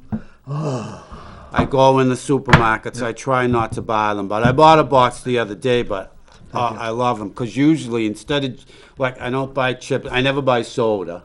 Never buy soda. I buy juice. But instead of eating chips or junk food, I'll eat grapes, dates. My granddaughter made a dip. I don't know how she made it, but it was delicious. All natural, all organic. Yeah. She's really into the health. Okay. Good And for then, her. and it was so cool because last Saturday, for the second time, we've been able, my son and daughter-in-law and my granddaughter, who I haven't seen quite some time, and her boyfriend, they brought their dog Hula, who's a French poodle. Hula. And they brought I like dog, that. And it was so wonderful having that family getting together, Sure. And just, unfortunately, my son didn't feel too well because the next day he had to go to the ER, but and then we're planning on something, hopefully either every weekend or at least every other weekend. It's just, family is so important. I agree. You have a good family relationship? I do. Well, it's just me. Well, my when brother I and brought my them up? sister are really good, and then one of my cousins. But I adopt friends as family. Well, So- what is family? Isn't family? It doesn't need to have to be right? blood. Yeah. Family is in a circle of who you wish to call family members. Okay? Right. Like I consider you my a brother Yeah. because we're the same and we're I all that, agree. Yeah. Aren't we all one kind? Mm-hmm. And when I don't look at the person's color, I look at their spiritual being or their energy. Exactly. But it's fun. I never did. I mean, I grew up in Medford. Yeah. So from this big, you had different races. So And it's you didn't not have any all, trouble with that, did you? No. But it's funny when you talk about. I look at their, energy, but it's the funniest. I feel it. I can, I go, wow, this person's really, a nice, warm, inviting soul. Well, look at that guy we met with the yellow shorts. So Wow, he was all outside. excited. I know. Took me to come on the show, and then my Yeah. friend. Oh, by the way, he was Afro-American. That gut-skinned guy, who I gave him my name. My Oh, phone that's number. right. Yeah. So Yeah. I think I do pretty well, But For being a racist. I hate labels. But there's tons of That's them so out there, sad, though. There's lots of them out there. I think one of my biggest pet peeves is, I had this wonderful gay friend. Why not just say, I had this wonderful friend? I know. That's right. I agree with you. Am I supposed to say, I have a wonderful straight I know. I have a wonderful hetero friend. Yeah. Come on. Yeah. And when this is Gay Pride Month, Oh, that's right. It's Pride Month. That's why right. don't we have a heterosexual Pride Month That's right. or a Caucasian Pride? Oh, God Latino, you forbid. get all God that, forbid. Why do we? I guess my biggest thing is, and me and Rena or spirituals that we both are. Why do we have to have a special month for anything? If we're going to do it, let's do it for the animals. I agree. What's your crystal ball say? My crystal ball says, well, it's the funniest thing. I'm seeing what I'm seeing here is the Statue of Liberty. This is it's jumping right out at me. With open arms like this, but it's not for open borders. It's basically the open arms is for America, American citizens to all come together. Remember who we are. We're inclusive. The parties that are in control now of the government, what do they want to do? All they want you to do is call each other out. They want you to, you don't like this, you don't do that. And instead, what they should be doing is let's look at everything that we have in common as opposed to the differences. And that's their goal, is to keep putting the wedge in, and not only putting the wedge in, but making the wedge even wider. But don't let them do it. Yeah. See, now the Statue of Liberty, it's turning into a nice flower. So see, a nice new flourishing sentiment, attitude is what's needed. Yeah. And I can see a heart in there. You could see lots of stuff in there. Yeah, I know how to Yeah. read it. I used to have one like that. I'm going to get me a bigger one. Yeah. But, and the funny part is when you see the nurturing thing, like where we did out back there, we put a bird feeder in there. Beautiful. We had to fill it. Didn't take long to empty. We got to fill it up probably when it gets home. But then we found this tree with all the most beautiful blossoms. Okay? And my lawn, when you show, I talk to my flowers. I talk to the trees. I talk to my birds. I talk to them all. When they understand or not, I understand, Right. And when you look at that when you get up in the morning, you and I are going to have to go walking. That's right. Very soon. Maybe sometime, we'll go out for next breakfast. week perhaps. Yeah, we'll go out for breakfast. Yeah. Okay. And when I take a walk around, I'll talk to the spirits. Good morning. How are you? Thank you for allowing me this beautiful walk. I don't care if it's a blizzard. I didn't walk in the heat because it was just way too much, And the doctor said I can't be out in the heat, bad for my complexion. But anyway, well, we do. But I mean, I enjoy talking to the angels. I enjoy talking to the spirits. Me. The animals understand us. They most certainly do. They do. Our animals that Scott and I have had throughout the years, always, he will communicate with them. Like, I took one time, we had a whole bunch of cat food that I had stocked. I said, well, this could be for Monday, and this will be a different kind. Oh, no. They told him what they wanted. So they go through everything. They worked so hard to put in, but they wanted what they wanted. That's right. And we like to give them our cat likes turkey. Okay. Yeah. And then they're our family, just like That's yours right. is. Okay. So I Is tell your them all the cat time, fussy my too? best little buddy. Yeah. And I'm always amazed that how when I got home from the hospital twice, that the big boy come running in from outdoors, running in, jumping down, lay right down beside Yeah, me. they know. Oh, of course. And if he's gone, Scott will say he's gone 4 or 5 hours, going to do something. And the minute Scott gets home, that cat is right there looking for him. Oh, yeah. And it's so reassuring. Why can't people be like that? Well, I agree. I don't know the answer to that. It's too bad that they're not. I know, because they're really missing out. Yeah. Everybody says, like, I've said so many times, have so many women, wives, and, oh, I know, I love you. You don't mean it. How many, or how are you today? Like when you go to the doctor's, I'm not doing well, that's why I'm here, Right. Or, and I won't say, did you find everything you need or something like that at the grocery store? And that's nice. Right. But how are you today? If you meant it, I wouldn't answer it. It's like a robotic type of thing. Yeah. And then that's where, and love. And like, oh, I love you. Or I love you. Look the word up. Really, that's true. I prefer to say, I like you. love can be, love is supposed to be divine. It's supposed to be a true emotional feeling, okay? And I'm never going to say I love myself. I can say I like myself. Well, you could say you love yourself, though, But- because if you don't love yourself, how can you love someone Yeah, else? see? That's what I'm saying. That's what that love is so easy Yeah. to use. I guess I do love myself, but Yeah. but you have to. I honestly say, like first, love after. I agree. Because when you're liking something, then you're learning how to love something.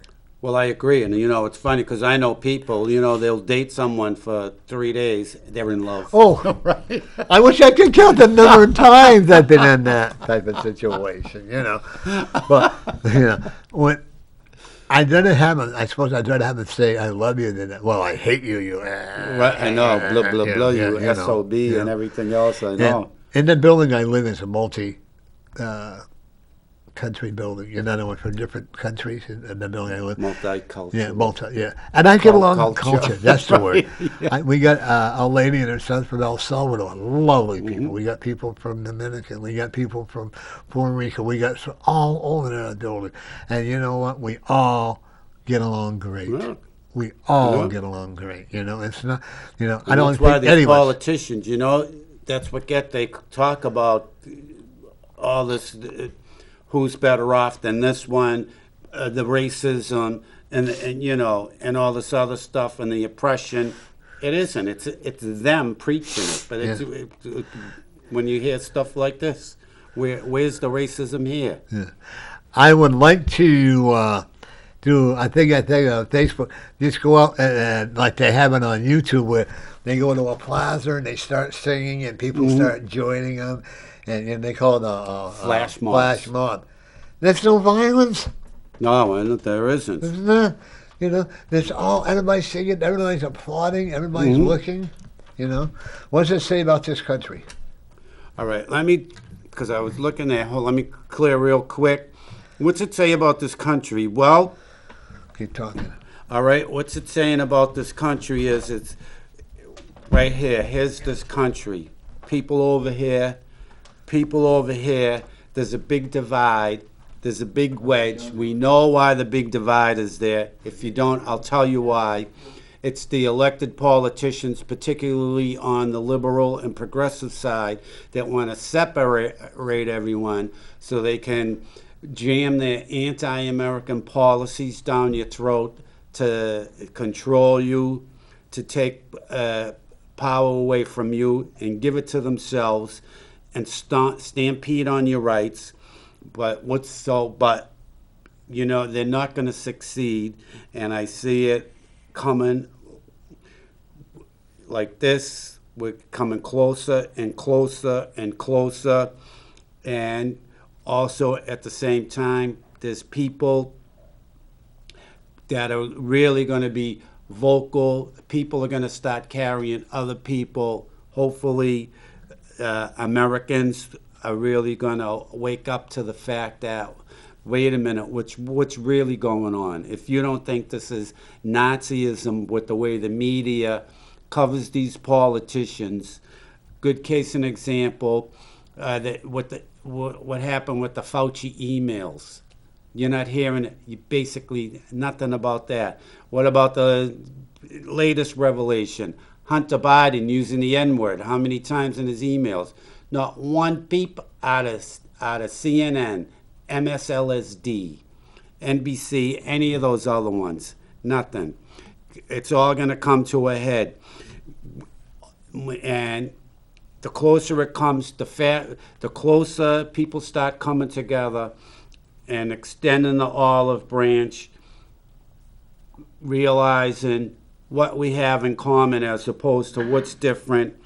It's going to grow faster and faster, and everybody's going to get on board and multiply. And of course, the thing is too, people don't want you to mention religion at all. That's a big part of the problem. You can say whatever you want about it, think about it. Think back years ago when God was in the schools, people weren't afraid to say about their religion or that they were religious. Look at the difference between then and now. They don't They don't want you to talk anything about religion, and that's another one to dumb you down. And now, see, you walk by, I sort of lost my train of thought, but the thing is, they don't want you to believe in what I was going to say is religion. You know, they're against God, and the people that are running the show now in Washington, D.C., especially the White House, they're anti-God, they're anti-Christ, make no doubt about it. And the thing is, what cracks you up, what do you talk about? People like that, though, my soul, and my spirit. But they believe in the soul and the spirit, so all they're doing is they're laughing at you. They're over there. Look at these idiots. You tell them don't believe in God, and they believe you. And then the next breath, they're talking about, what a wonderful soul I am. Yeah, and that's the sad part is they don't want you to believe. I don't use the term God. I use the term universal spirit, which is all means.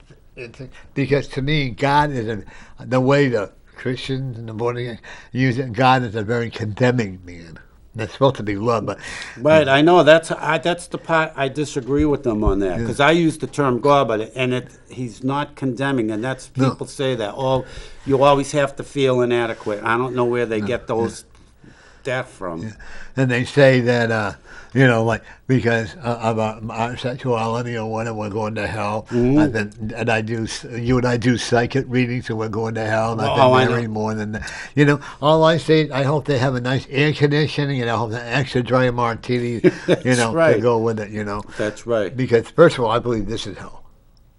This is my own opinion. I believe this is hell. Do I believe that there's a life after? Absolutely. Do I believe that a higher level that our spirit will go to? And I'm not going to call it heaven. I'm going to call it the higher level. Do I believe that there are spirits far beyond you and I'll ever know and ever see? Absolutely. And do I believe that whatever you send out to bad vibration, it's going to come back to haunt you? Karma has a way of working things out. Exactly. Yep. I also believe a lot of times that when people are sick or whatever, now prolonged illnesses, there could be something in their past life that they haven't been forgiven for, or a lot of times, they say that God is a loving God. Okay, then why are these young children? Why are all these people being suffering, from sickness and health?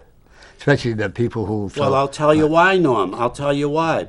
A lot of it, it's sickness or not, sickness. Every action has a reaction. People have free will. People make bad choices. They make wrong choices. And I'll tell you why. Because you should be able to relate to this, being spiritual, right? You're on a path. I don't know what my path is, but I'm following it, if you know what I mean. I try not to resist or let my ego take over and say, do this or do that. When do people run into trouble? When their spirit guides or their guardian angel, whatever term you want to use, right? They're bringing them down this path. Everything's going fine. All of a sudden, the ego takes over. No, I don't want to take a left. I want to go to the right. Boom. Then what happens? It's a bad choice. It's a wrong choice, right? You end up sick. You end up ill, right? Yeah, right. I find it interesting when people get in a lot of trouble. They get, first of all, they won't say, they get a lot, they don't believe in God. God's not going to do that. But also they get in trouble. They're on their knees asking God for help, asking God for forgiveness. That's what gets me, I know. God, please. Yeah. I was in a courtroom with my oldest stepson, and there was this man in there, and he had molested these children. And he was a school bus driver for the Christian school bus, and I'm not saying that against anybody, but he said, he looked at the judge and said, "You may not forgive me, but I know my God will." I have a hard time with that. I have a hard time with if you're going out and killing children or molesting children, really believing that God is going to forgive you for that. Well, yeah, but here's the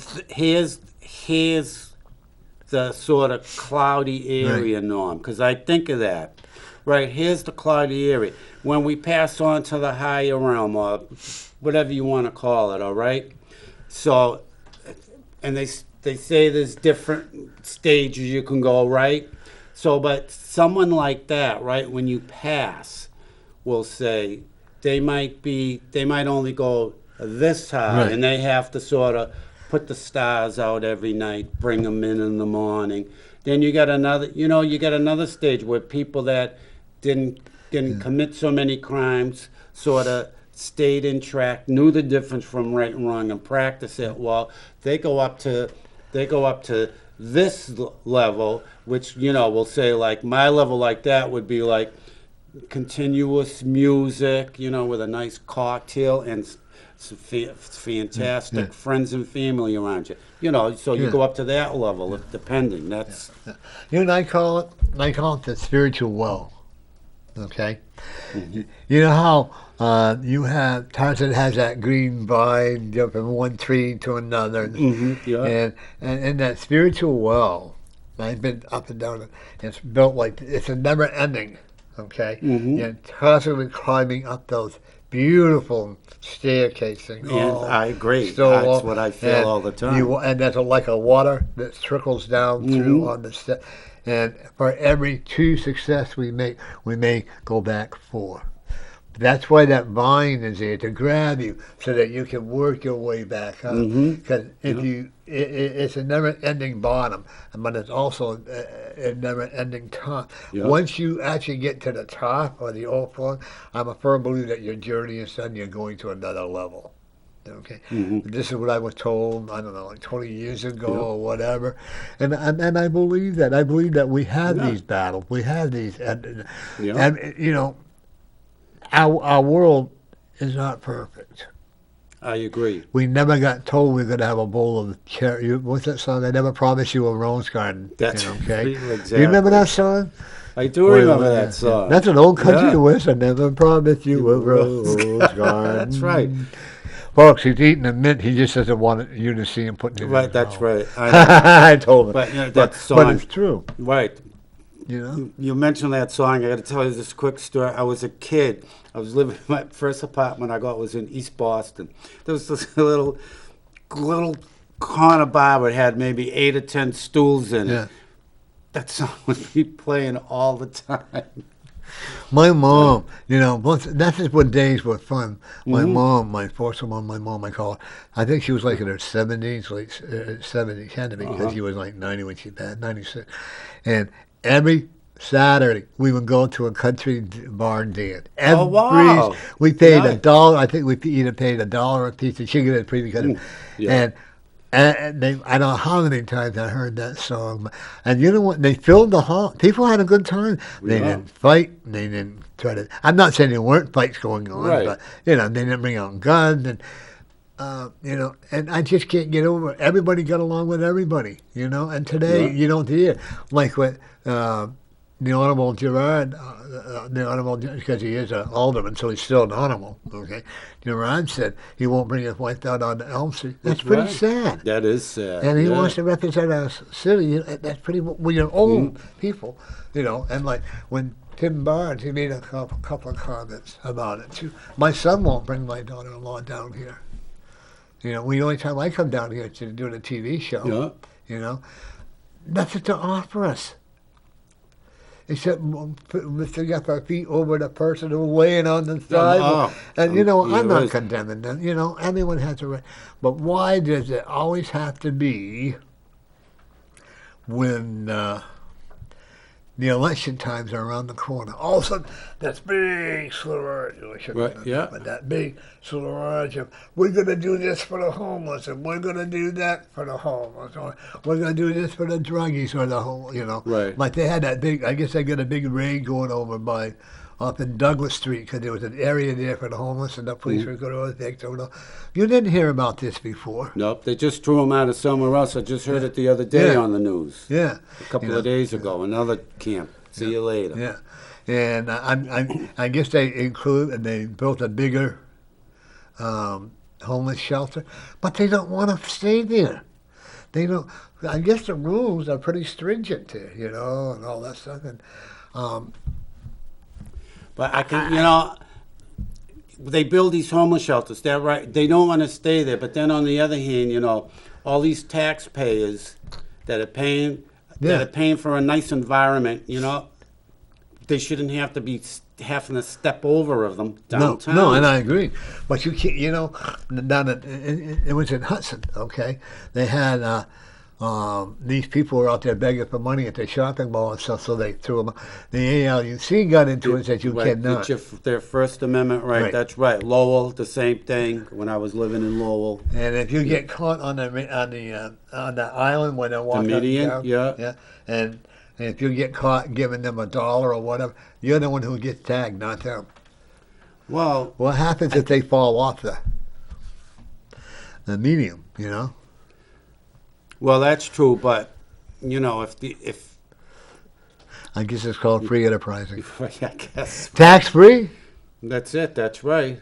Well, New Hampshire, live free or die. Yeah, so yeah. I don't know if I could bring myself to do that. I guess it takes a lot of courage to stand there and walk up and down on there. I am homeless. Give me some money, and I haven't eaten in 4 days or whatever. I guess it takes a lot of courage to do something like that. It doesn't really. I'll tell you a story. I'll be blessed that I don't. I'll tell you a story. Me and my buddy. This is how long ago this was. The subway used to be a quarter in Boston. Oh, yeah. Right? It used to be a quarter. We were in high school, right? Didn't have a job. Well, we'd go to Park Street Station, spare a quarter for the subway, right? Norm. Back then, this has got to be, it's over 50 years ago. I mean, that's how long, 50 years ago. We were making $20 an hour.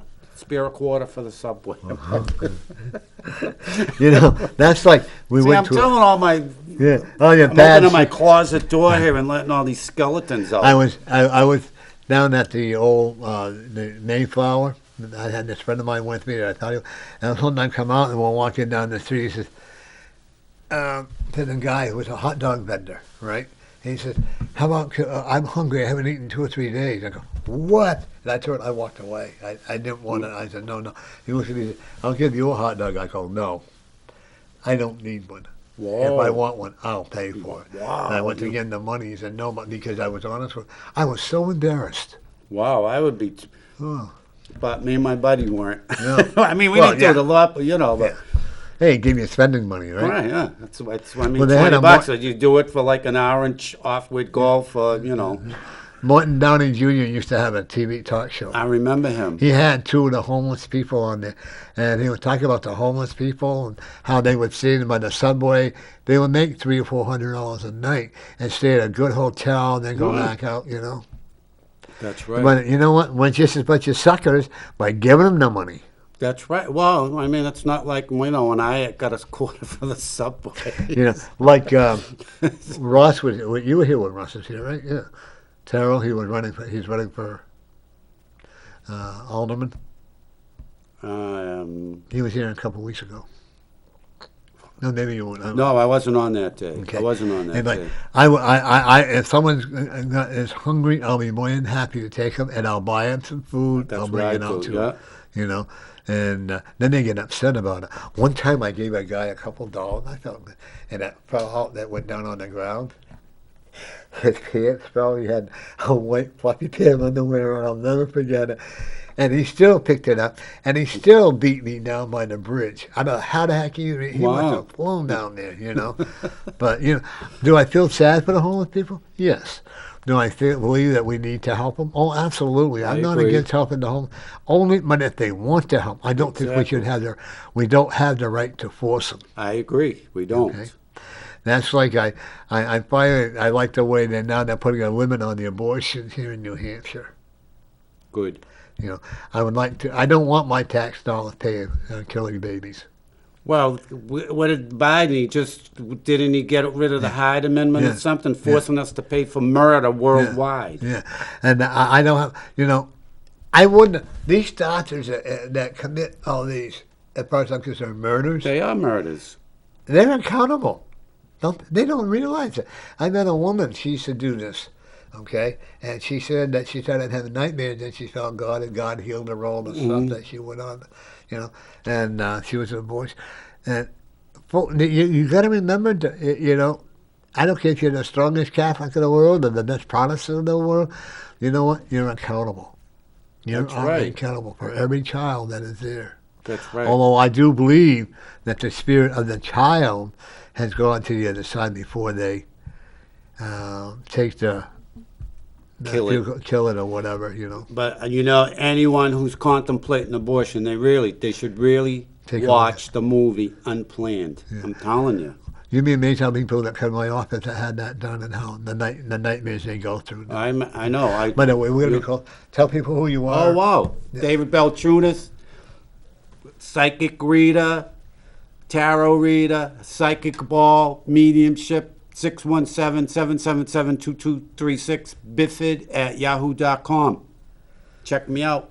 And you'll be on next week with Matt Mayberry and Yes, I will. So everybody in Southfield, we're going to close a little early. Everybody have a good weekend. Remember, every day you're a winner, whether you agree with us or not. That don't be afraid to voice your opinion. I have tough skin. You have tough skin.